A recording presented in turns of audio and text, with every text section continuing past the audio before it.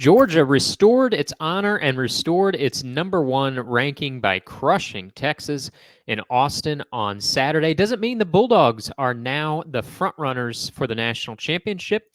We will discuss today on SEC Football Unfiltered.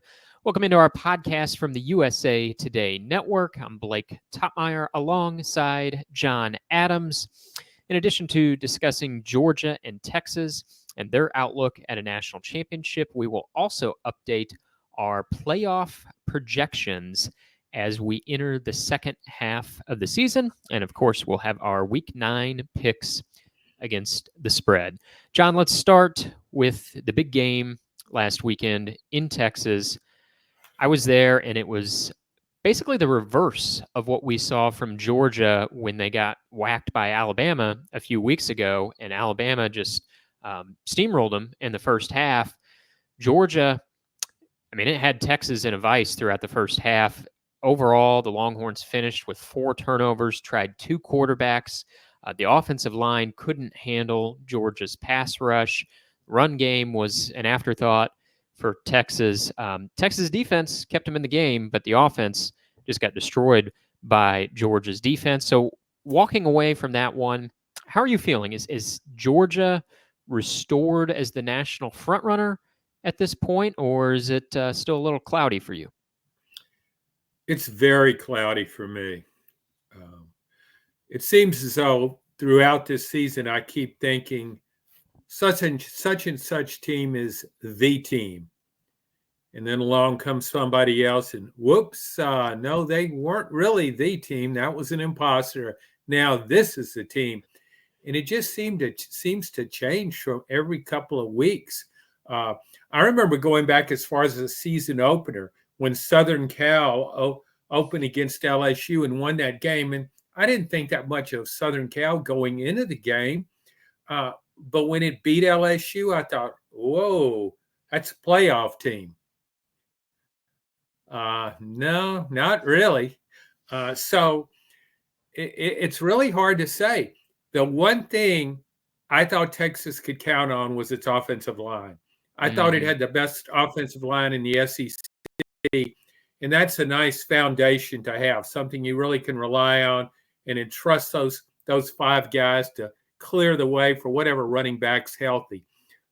Didn't work out that way.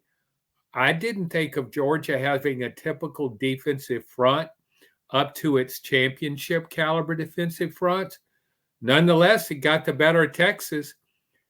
So now I don't know. Could it be that maybe the best team in the country isn't from the SEC? Oh, boy. How dare you say that? How dare you say that on an SEC podcast, John? But it is unfiltered. Yeah, I came away with similar thoughts as you. We have this urge in college football to declare a team as the superpower, and it's them versus the field. Throughout Nick Saban's dynasty, it was consistently Alabama. Even in years where Saban's Tide didn't win the national championship, it felt like it was Alabama versus everybody. And then Kirby gets it humming at Georgia, and for a couple seasons, while Georgia went back-to-back, Georgia established itself as the super team, the superpower, the juggernaut that everybody was chasing. And so, I think we have this urge to declare Team X the team to beat. They're the team everybody's chasing. But I just think this season breaks the mold, and perhaps that will become more the norm in college football, with NIL and transfer freedom. Maybe we will see superpowers less often. I don't know on off or the start of a trend, but I do think it's the case this season because I, like you, I'm not ready to declare Georgia the team to beat. I think Georgia proved that it is good enough to win a national championship. I wasn't convinced of that going into that game. I thought they probably were, but I wasn't 100% sold. Now I am sold. Georgia is good enough to win a national championship, but I don't know that makes them any more the team to beat than Ohio State or Oregon. I think it just means that Georgia is in that top tier of teams that's exclusive to about 3 or 4 teams that can win the whole thing. If Georgia and Ohio State were playing this week, who would you bet on? I would bet on the home team, and I don't mean that as a cop-out answer. I really okay. Yeah. Neutral site. Who would you pick? Neutral site. I would pick Georgia because of the coaching matchup, and that doesn't mean I think Ryan Day. I'm probably in the minority on this. I think Ryan Day might get a national championship. I'm not sure how much patience Ohio State has left with him, but he's almost been a little bit too good to fire. He just never wins the big game. I think eventually Ryan Day, you get enough shots at it. Sometimes it's just a numbers game, right? You get enough shots at the big game, eventually you're going to win the big game. However, just in a one-off scenario, I would take Georgia. Kirby's beat Ryan Day in the head-to-head. Ryan Day has a worse record in the big games, so I would tilt Georgia. Kirby fades against Alabama, but he handles everybody else pretty consistently. So because of the coaching matchup, I would tilt Kirby, but it's one of those games that I think if it's played 10 times, I don't know, I could see the final record being like 6-4 in either direction. Yeah, when I saw snippets of the Ohio State-Oregon game, and even though Oregon won, I really like Ohio State's balance, just what all it can do. It's a very talented roster. I like Oregon because of, again, a talented roster, but Dillon Gabriel. To me, Dillon Gabriel is a quarterback who can provide that extra little lift you need in a playoff game. Maybe Carson Beck can too, but I really like Dillon Gabriel in that role. And Oregon should be grateful that Oklahoma didn't put up a fight when it was seeking his services. Oh my, we could do a whole podcast on that. But yeah, you hit on the quarterbacks there, John, and that's part of the reason why I'm not ready to declare Georgia the team to beat, because for as good as the defense was for Georgia Saturday against Texas, the offense was just sort of good enough. I mean, the 30-15 score is kind of deceiving because Georgia only had one scoring drive that went more than 34 yards.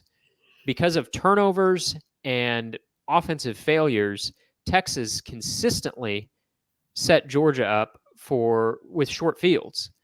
And so, the offense did just enough to take advantage of opportunities, but they only went on one long scoring drive. And that was a big one when after the controversial pass interference reversal, bad call, then the flip-flop, another topic we could do a whole podcast on, right? I mean, Texas pulled it to within one score. That was, the only point in the second half where you thought the game was kind of in the balance. And Carson Beck, at a critical moment, leads an 89-yard scoring drive. On that drive, Georgia's offense looked the part of a national championship team. The rest of the game, it was like, I think they got a national championship defense, but I'm not sure they have a national championship offense. And with this field of contenders, you might need both. You might need an offense and a defense to beat Ohio State, Oregon. And that's why I stopped shy of declaring Georgia the unquestioned front runner. But I'm wondering, John, how you're left feeling about Texas. Did Saturday's result make you think Texas is not a national championship contender? Does it make you think they're maybe a contender, but more of a long shot, not on that top tier? What did you walk away feeling about Texas? Well, again, I thought its offensive line was a marquee offensive line, and this is what could carry the Longhorns all the way to the national championship. And it didn't deliver in that game.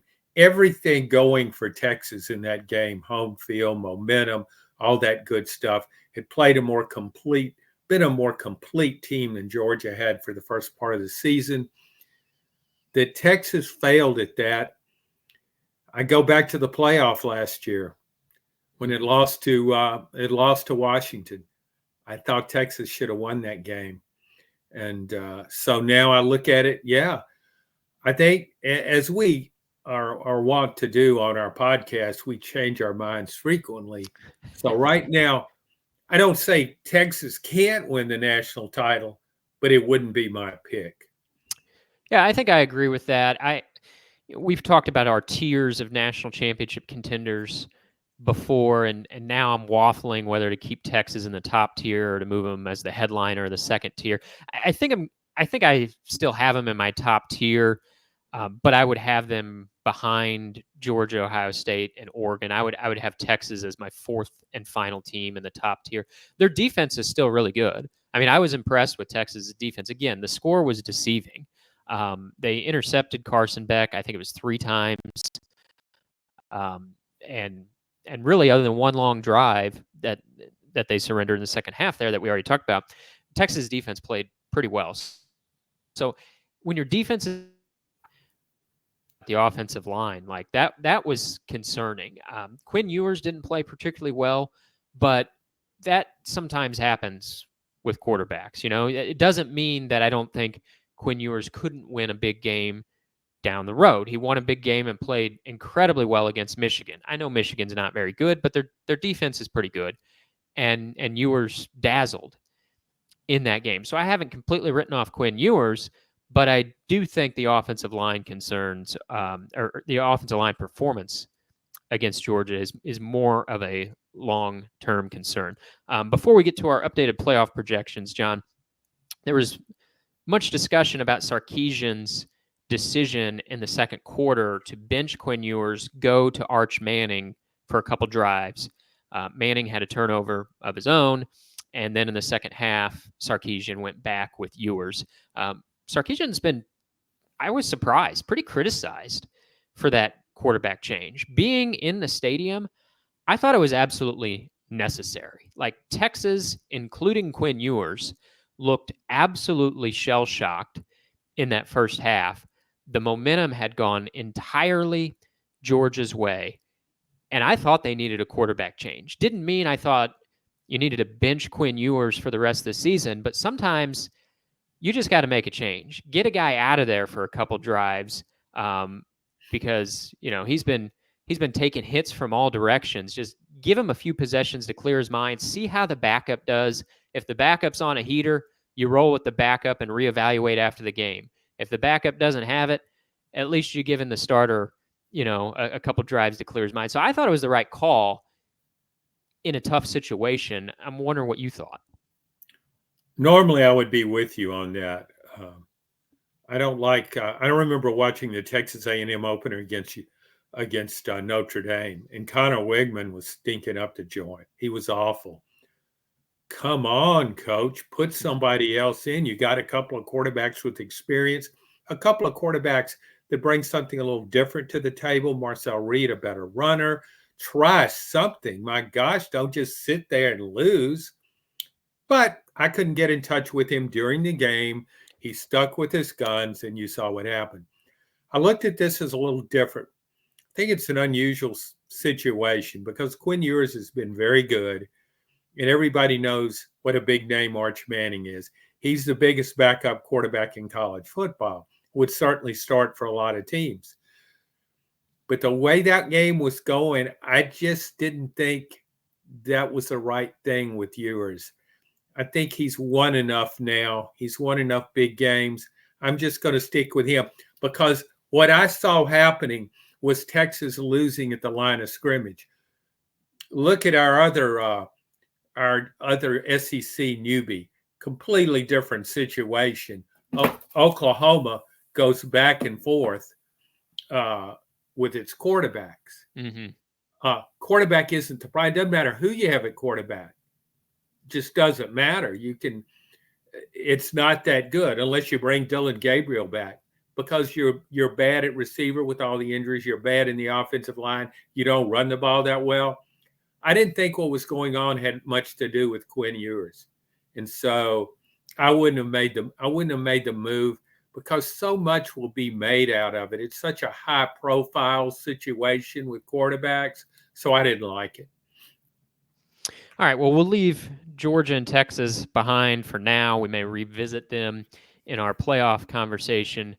I'm sure the other big result on Saturday, which we'll get into in our playoff conversation, was Tennessee beating Alabama after years and years of misery against the Tide. Tennessee now has beaten Alabama in 2 of the last 3 years. In Kalen DeBoer's first season, Alabama pushed to the brink of playoff elimination. They're at 5-2, haven't been eliminated yet. If Alabama runs the table, I firmly believe the playoff committee would find a spot for 10-2 Alabama, even with a loss to Vanderbilt. The issue is going to be running the table.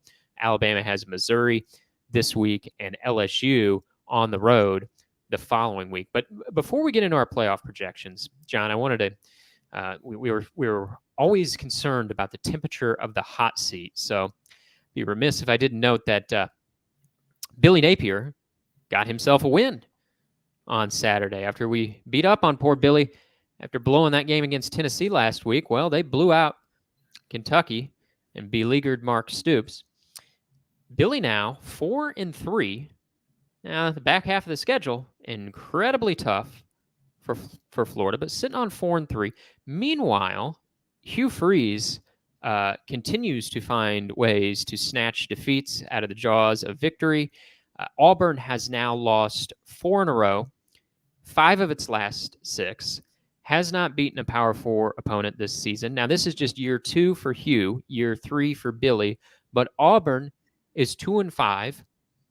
The remaining stretch of games for Auburn, John, are Kentucky, Vanderbilt, Louisiana Monroe, which is 5-1, Texas A&M, and Alabama. Auburn could win 3 of those 5. Maybe even if you're dreaming 4 of those 5. Auburn could also lose all 5 of those 5 and get to 2, or get to 10-2, or excuse me, 2-10. So of the 2, we've consistently said that Billy Napier is leading the race to be fired first. Do we still think, after Florida beats Kentucky and Auburn is sitting on 2-5 at a school where we know they like to make coaching changes, they don't hesitate, we still think Billy Napier is leading the race to be fired first? And how quickly is Hugh Freeze closing the gap here?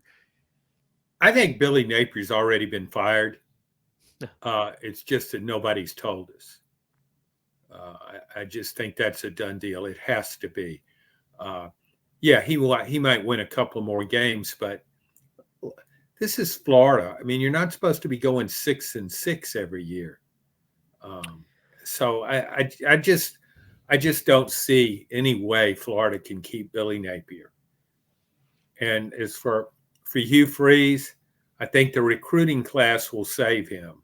I think he's got it working on a really good recruiting class. If that starts eroding, that could be a problem.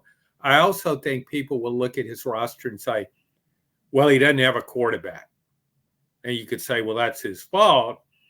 But I think that will factor into it as well. But then when I watch Auburn, it seems a little bit snake bit. And I agree with you. After watching Auburn pretty much in every game, I think it can lose to just about anybody. But I also think it could come up with an unexpected win against somebody. The Iron Bowl, perhaps, John? Well, we've seen crazier things happen. Yes, we have. Alabama's not a great team. And Auburn always plays, not always, but many times it plays well against Alabama, plays above its head. I mean, there'll be coaches about to be fired at Auburn, but they can still beat or almost beat Alabama. So I guess bottom line, I just can't believe Auburn and Hugh Freeze are this bad together. And I would want to see one more year. I just, I mean, if I look at what's going on this year, it's hard not to say that, but there is a history. He has been successful in the past. And I just wonder, maybe this is one of those years. That sounds really weak, though. It does sound weak because it's getting further and further in the past. That I know. And what if you say, yeah, and looking at it totally from an Auburn perspective. See, I agree with what you said, that Auburn could lose the rest of its games. I think it's a better chance of Auburn losing the rest of its games than winning 4 of the games. I think that's probably right. Yeah, it'll probably be somewhere in the middle. They'll win 1 or 2, and I say they finish about 4-8. But on the heels of going, this is year 2 for Hugh, not year 1, and he was 6-7 last year, and this would be Auburn's 4th straight losing season. Now, Hugh Freeze shouldn't be responsible for the Brian Harsin era, but still, in the minds of boosters and the minds of fans, it's like, they were there for that era. They're ready to start winning now. And, they fired Harsin with a 9-12 record in his second season. Well, Hugh needs to beat Kentucky this weekend just to get to 9-12. If he loses, he's going to have a worse record through 21 games than Harsin did when he was fired. Now, the situations are different. Harsin wasn't recruiting as well. He was not well liked on the Plains. And so there you have it. He was shown the door. It's not apples to apples. But in terms of the record, it pretty well is apples to apples. And the other thing I think about, John, with Hugh Freeze, and I do think he will make it to a 3rd season. I maybe don't feel it with as much conviction as maybe you do, but I agree with you. I think he's probably going to make year 3 because of that recruiting class. However, I think you can make a good argument, that the better timing for Auburn to fire Hugh Freeze would be this year. I think this year is going to be a relatively quiet coaching carousel. Billy Napier might get fired, but I don't think there's going to be a ton of big brand name jobs, logo type name jobs that are on the market this cycle. And if you look at next year, I think it could be a lot more crowded on the carousel next year. And you wrote about this recently in the SEC Football Unfiltered newsletter, just about how crowded the carousel could get next year. And you were just looking at the SEC, and then when you expand that to maybe some Big Ten coaches that are spinning their tires, like, Lincoln Riley, his buyout's a whopper. He's probably not getting fired this season, but what if Lincoln Riley stinks again next year? What if Sharon Moore at Michigan in 2 seasons, his buyout's not that big?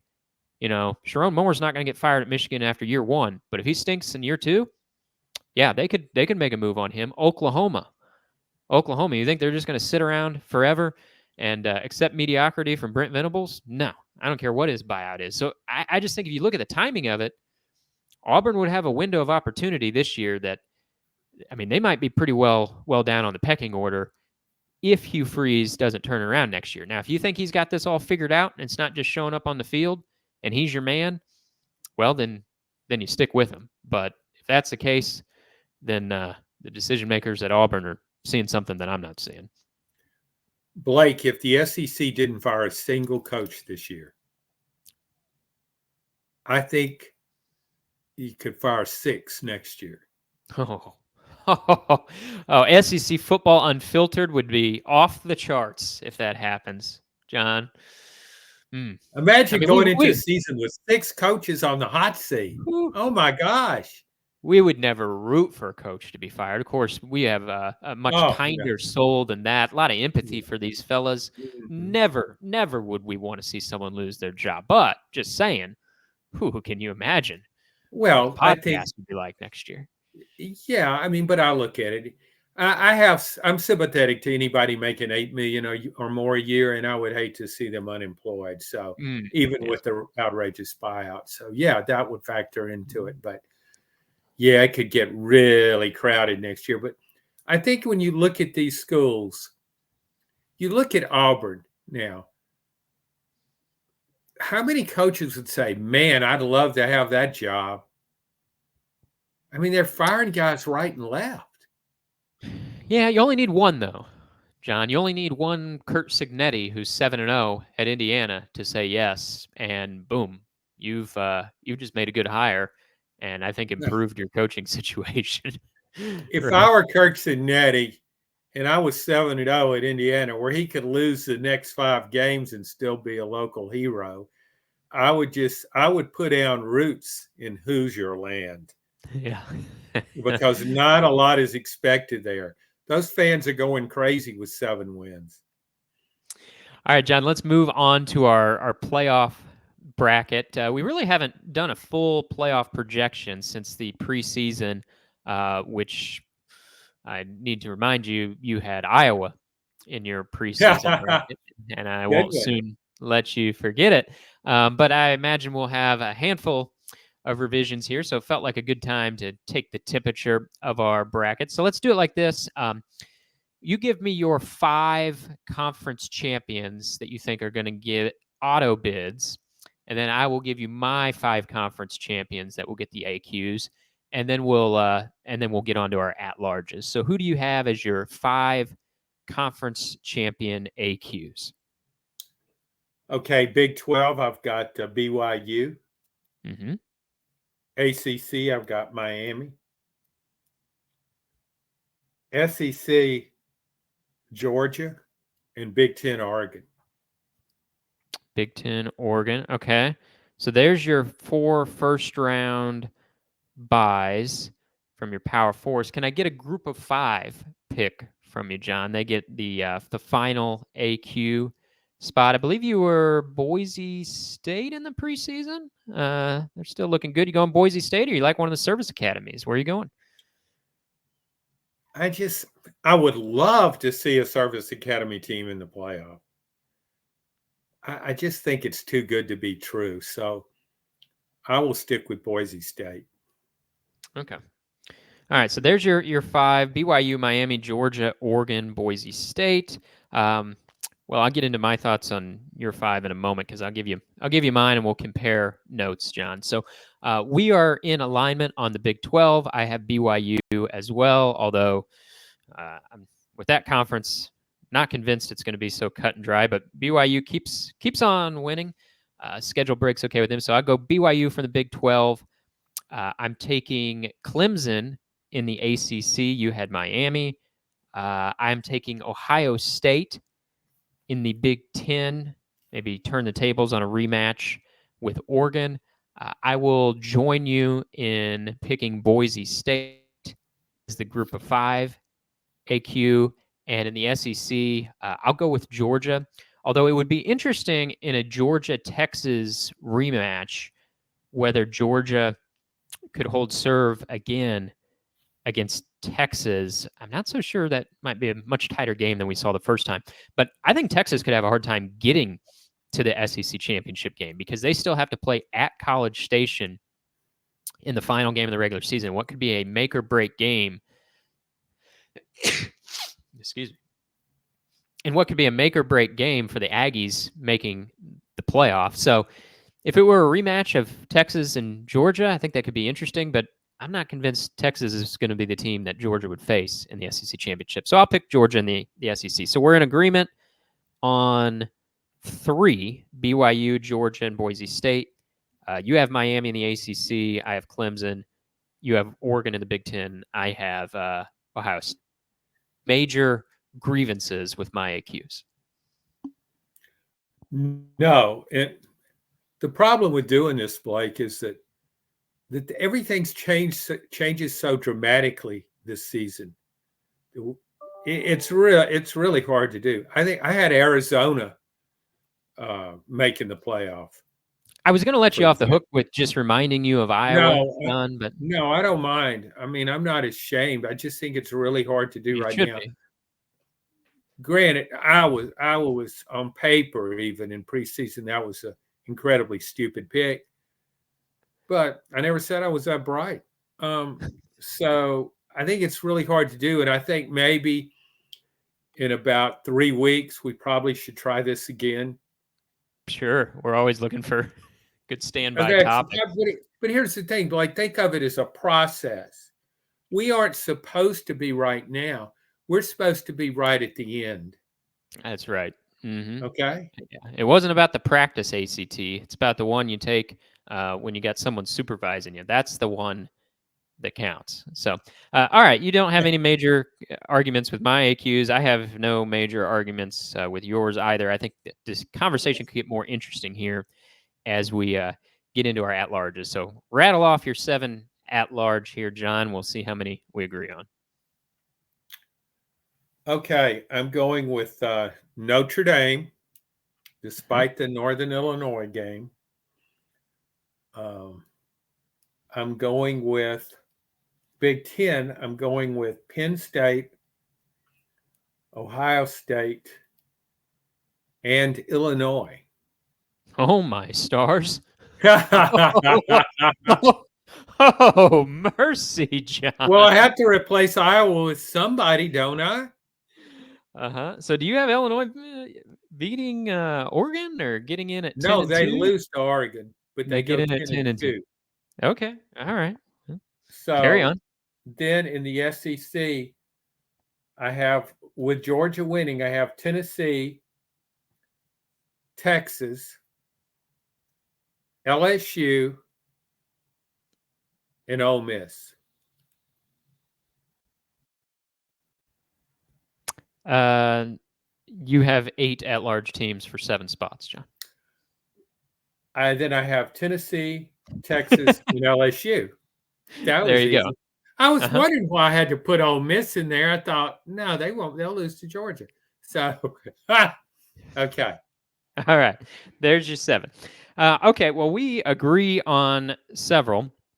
I have Notre Dame as well. It would be quite the storyline, the narrative of the season, if one of these service academies ended Notre Dame's playoff hopes, but I don't think it's going to happen. I think Notre Dame's going to run the table, get in at 11-1. I also have Penn State. I have Oregon, which you had getting an AQ. We had those flipped. I have Oregon in the playoff. I only have 3 Big Ten teams. I have Penn State, Oregon, and Ohio State. My other teams are as follows. I have Tennessee from the SEC, Texas A&M, and my last team is Miami. I have Miami going undefeated until the conference championship game, Clemson beating them in the conference championship game, and so Miami gets an at-large bid. So we both say the Big 12 is a one-bid league. We both have BYU only. Some other differences are I have the ACC getting 2 bids and the Big 10 getting 3. You have the ACC getting 1 bid and the Big 10 getting 4. We both agree on Notre Dame, and we agree on 3 of the 4 playoff teams from the SEC. We agree on Georgia, Tennessee, and Texas. You have LSU as your 4th SEC team. I have Texas A&M as my 4th SEC team. And that really, we could get a lot more clarity on that after Saturday because those 2 teams play in College Station. So what do you think about my at-large versus what you got there, John? Well, yeah, I'd like to change mine and take Illinois out and put 2 teams from the ACC, Clemson and Miami. Oh, well, you're just copying my homework now, John. Yeah, no, but that's what I really meant to do. Illinois just slipped out like in Austin on Saturday. They just the referee just slipped out and said defensive pass interference on number 7, and then after a deluge of trash was thrown on the field and Longhorns fans were shouting profanities, and the replay showed on the video board. Then the referee came back 3 minutes later and said, "Oh no, actually it wasn't defensive pass interference. There was no penalty at all. The flag just fell out of someone's pocket." No, I'll go ahead and stick with what I have. On the A&M pick, if you remember, A&M was my pick in preseason to make the. I was just so disappointed in that Notre Dame game. Yeah, but did you watch the Missouri game, John? Because I feel like they've gotten so much better since the Notre Dame game. They have, but I don't know now that they're good enough to beat Texas. And I think in preseason, a player you were so high on was Garrett Nussmeier of LSU, quarterback. I'm probably higher on him now than you are. Which is saying something. Yeah, I really like that guy. I mean, if I had to have one guy take me 80 yards in the last 2 minutes and I'm down, that's who I'd pick. Well, he did it against Ole Miss. Yeah.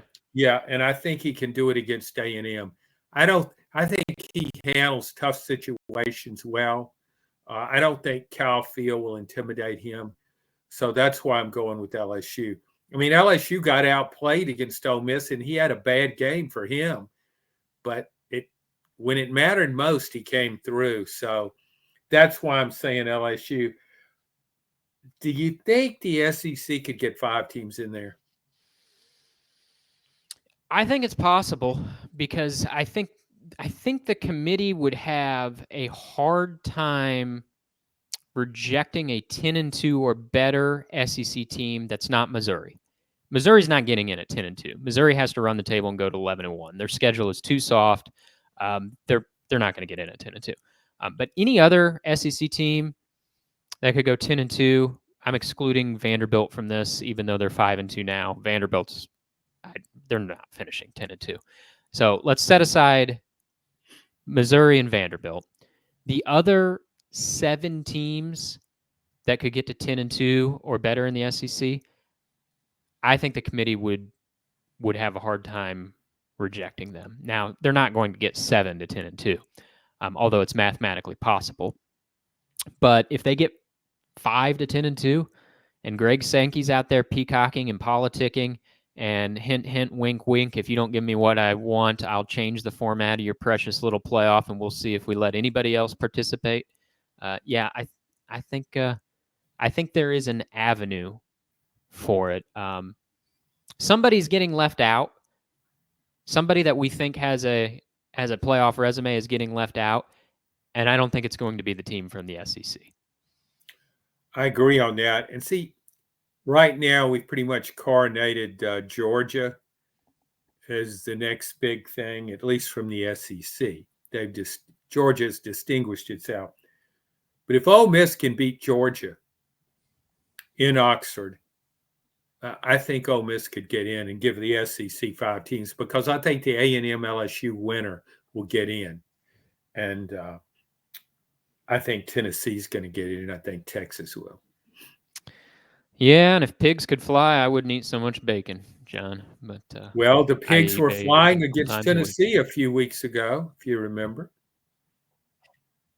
Yes, they were.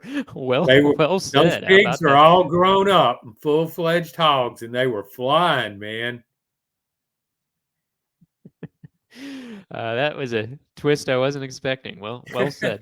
All right, let's our bracket behind us. I still can't decide whether you've put Illinois in or out. I think you talked them back in, but needless to say, Illini fans, thank you. And we'll get on to our picks and find out who Kent State is playing this week in a little bit. But first, let's start in the SEC, John, where, speaking of pigs flying, Oklahoma needs anything to take flight in their offense. They just got crushed by South Carolina. And, I mean, the offense is offensive. It's an eyesore, all the words. And the betting line is appropriately set at Ole Miss being a 20.5-point home favorite. I will take Ole Miss. Ole Miss has underwhelmed this season, but Oklahoma has underwhelmed even more. And you mentioned that it's not all on the quarterback at Oklahoma. No, but they're not. Quarterbacks aren't excluded from it either. It is all 11 positions at Oklahoma on offense need addressed, and so I'll take Ole Miss to cover 20.5. The way that offense is playing, the defense with a lot of good players, that just wears on you and wears on you. It goes into a game knowing it's getting no help, and so it can come out and be really good initially, but once it gets a look at its offense, its complementary cast, it knows how the game's going to end. So this could be Oklahoma's worst game yet, because Ole Miss can play some defense, and they could shut down Oklahoma's offense as others have. But I also think with Ole Miss having time to prepare and how much this means to Ole Miss now, they don't have any margin for error. They lost 2 games they shouldn't have lost. I thought they were the better team against LSU. You were there. They won the game. Of course, they're better Kentucky. Kentucky made a couple of 4th down conversions. Ole Miss lost. I think Ole Miss will get it together and maybe play its best game against Oklahoma. So That's a lot of points. I wonder how many times Oklahoma's been a 21-point underdog, 20-point underdog. Gosh. Yeah.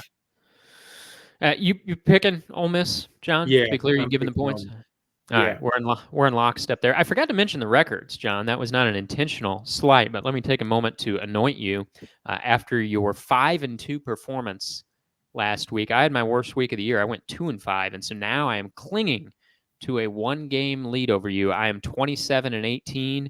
You are 26-19, and as fun as the race for the top is, we are both swimming in cash, well over 500 on our picks. I think you're kind of looking over your shoulder now, aren't you? You're kind of way out front there for a while. Absolutely. It's like a coach who, goes inherits a bad situation and goes 9-3 in year one, and he's thinking, "Oh my, what have I done? How am I going to meet or exceed this bar in the future?" Right?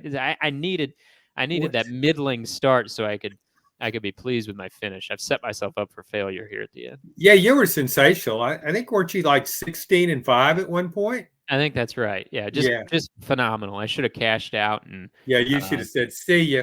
Yeah, color up, please.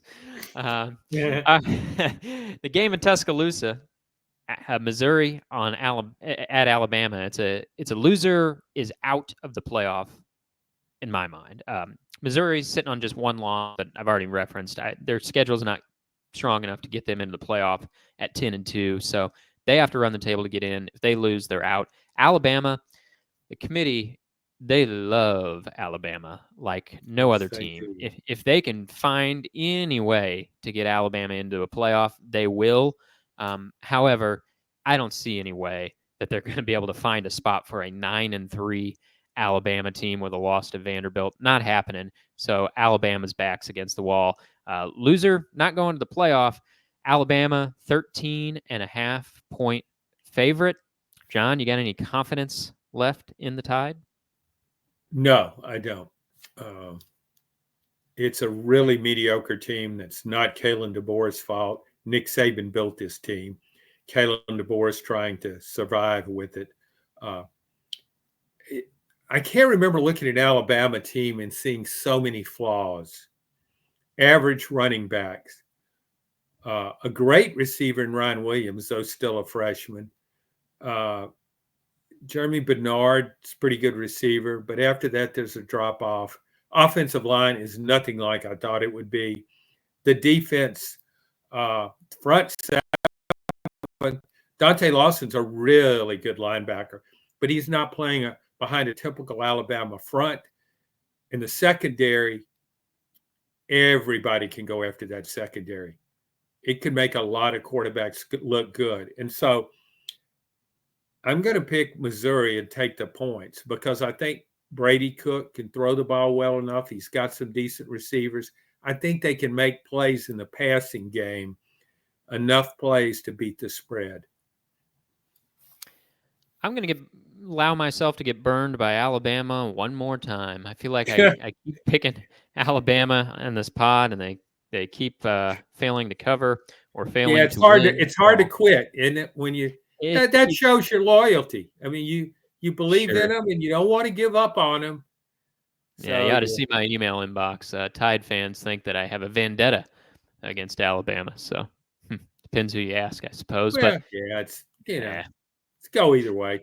Yeah, well, the way I'm going on this one is Alabama to cover the 13.5. I wrote a week ago, John, that this team is undeniably flawed. We knew that in the preseason.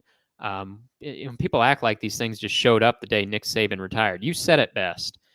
Nick Saban built this team. Now, it's on Kalen DeBoer to coach this team.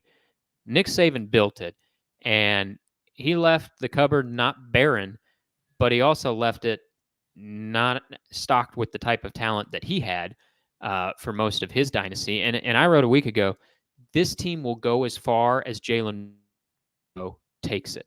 Weeks, Jalen Milroe has not been very good. He has 6 turnovers in the last 3 weeks. Now, maybe it's unfair to put it all on the quarterback, but this team's not good enough in the other areas that it can be surviving 2 turnovers a game from Jalen Milroe and him missing some of the big throws. There were throws that he left on the table against Tennessee. He wasn't good enough in that game, and the rest of the team's not good enough to cover up for average quarterback play. So they need Milroe to be at his best the rest of the way, and I'll take Alabama to win comfortably in this one, but I do think it'll come, even if they win, I think it comes crashing down for Bama next week at LSU. But how about Texas 18.5-point favorite at Vanderbilt? What are you seeing in this one, John?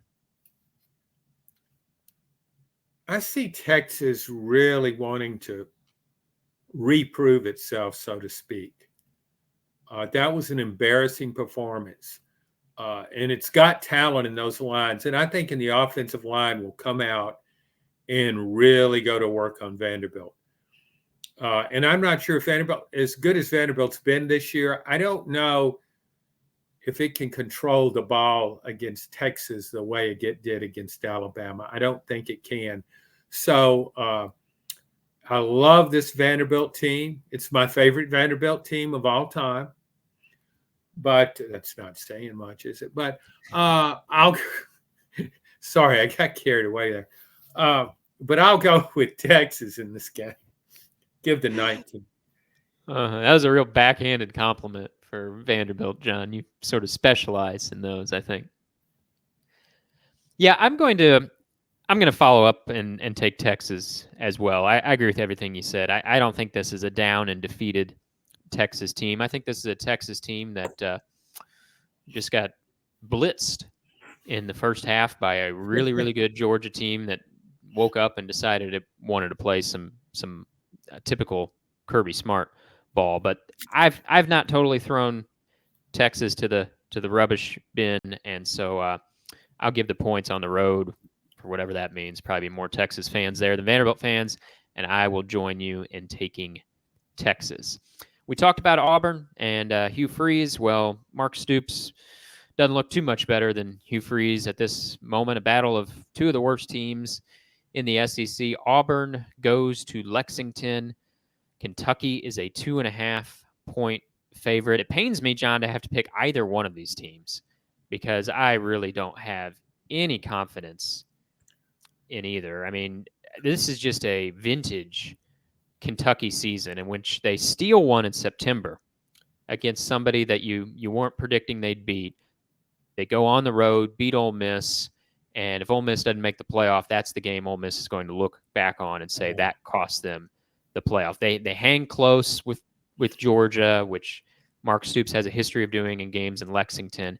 And then as the season gets further along, the worse Kentucky gets. How many times have we seen it?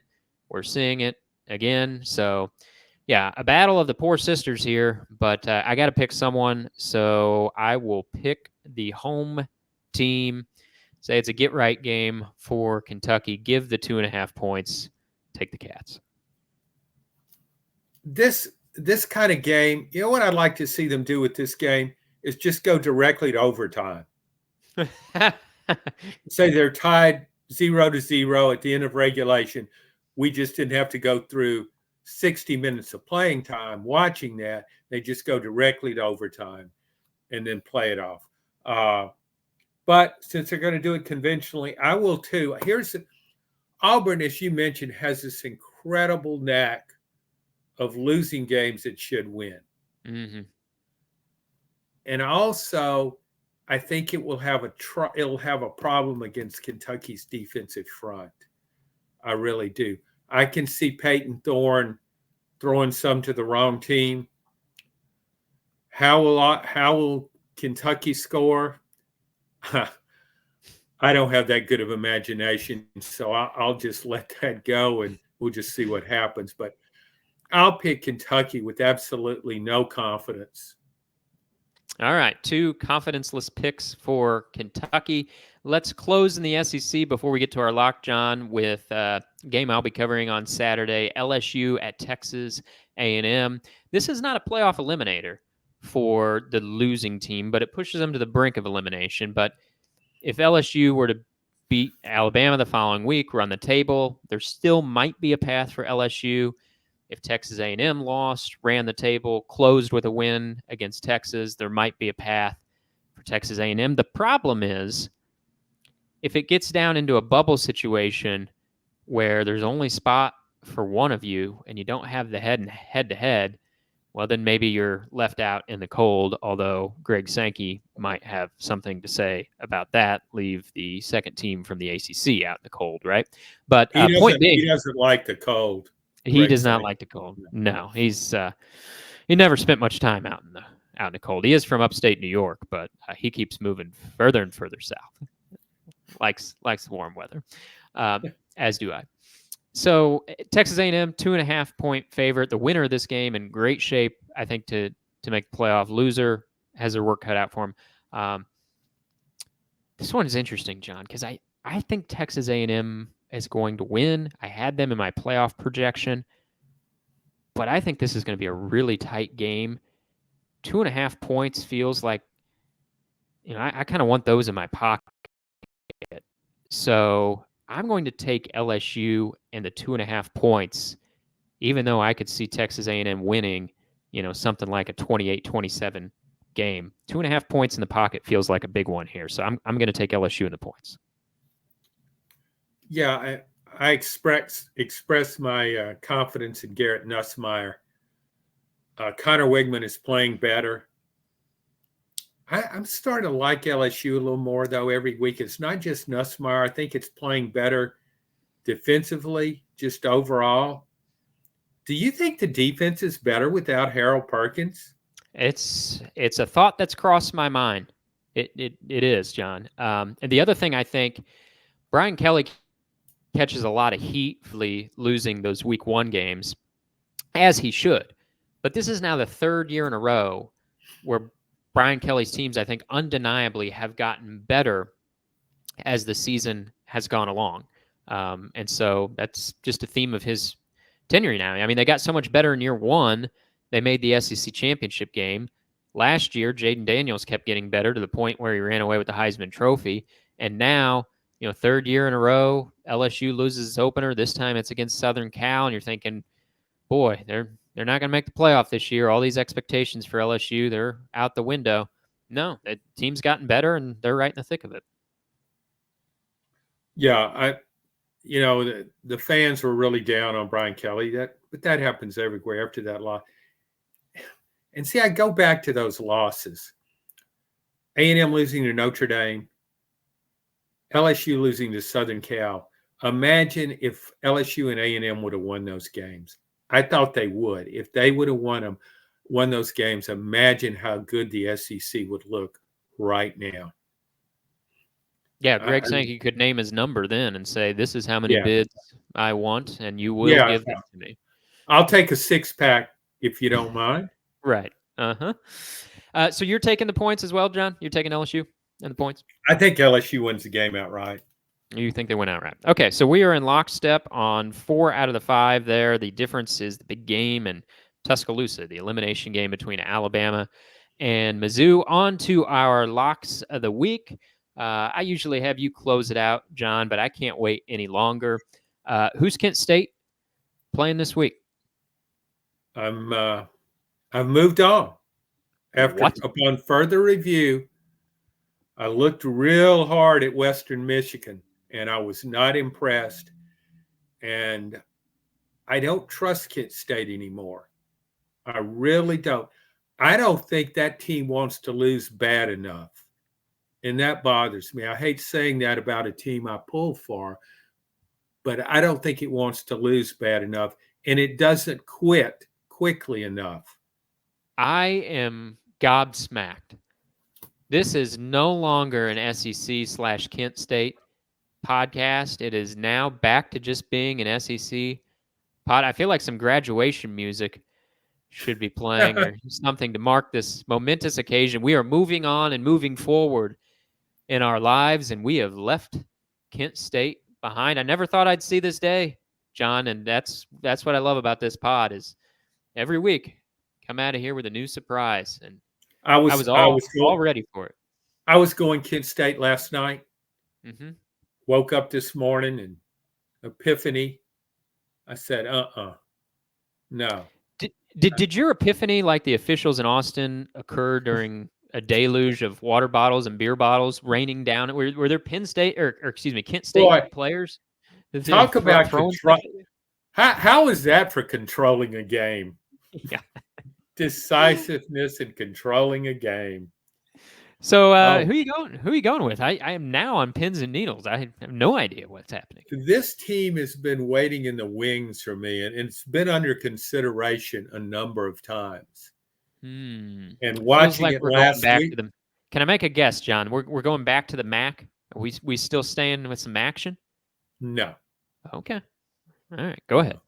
I don't think I've ever mentioned this team to you. It's kind of had it in a closet just over there, but I know it's there, but I didn't want to open the door just yet. And it's Halloween season. The skeleton's coming out of the closet. And so are the Hoosiers. And so I'm taking Indiana and giving Washington 6.5 points. Indiana's quarterback is not going to be playing in this game, right, John? Haven't they ruled Curtis Rourke out? Well, then let's put a ixnay on that, and you go ahead and pick yours, and I'll do a little more research. Okay.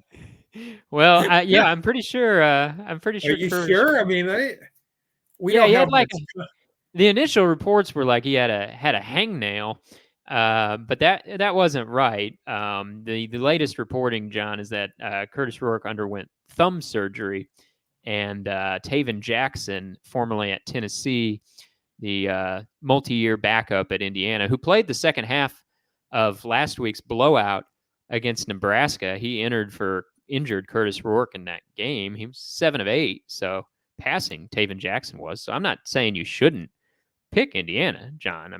I was just letting you know that Rourke won't be playing in that game. So I didn't realize that, and probably I should be punished for not doing my homework more thoroughly.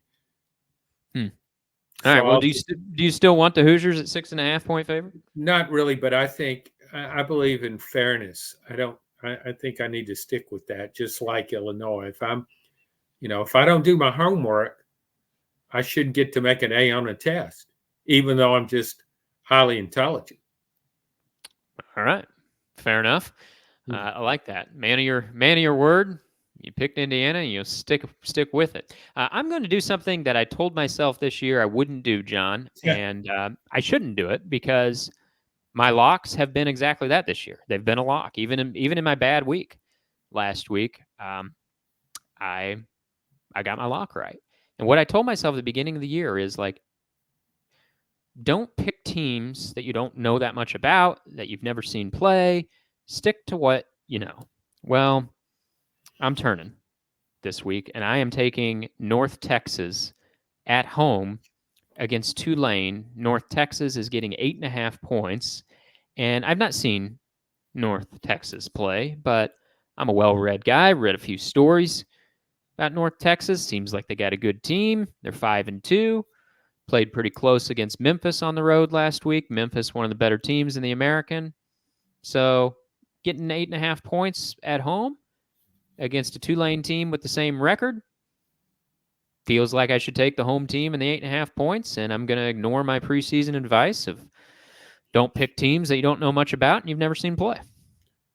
Blake, I thought that was a good decision you made in preseason. It was very analytical. You put a lot of thought into it and made a good decision. But sometimes stupid just comes popping out. Mm-hmm. And you believed in this. You followed it all year. Done great. But now, look, here's what. I'll give you a chance. You can make the pick over. I won't hold you to that pick. I want you to pick again. You want me to pick again? Pick somebody else. Yeah. Who's Kent State playing this week, John? No, you don't want Kent State against Western Michigan. Oh no. I'm doubling down. This is how gamblers give it all back, John. They ignore the little voice in their head, and I'm going all in. I'm just going to act like a full-fledged gambler here and say, that thing you told yourself, ignore it. You getting 8.5 points in North Texas? Do it. Bet big. Bet it all. We'll see how it did. As a longtime student of psychology, I know we all have different voices And it's important that you, who is in charge of all those, your commanding voice, your core, your director, it's your job to listen to the right voice. And I don't think you're listening to the right voice. I probably am not listening to the right voice, and we'll review it all next week. We'll take the temperature of some more hot seats, maybe even update our playoff brackets. Stay tuned. Come back and see us next week. Thanks for listening to SEC Football Unfiltered.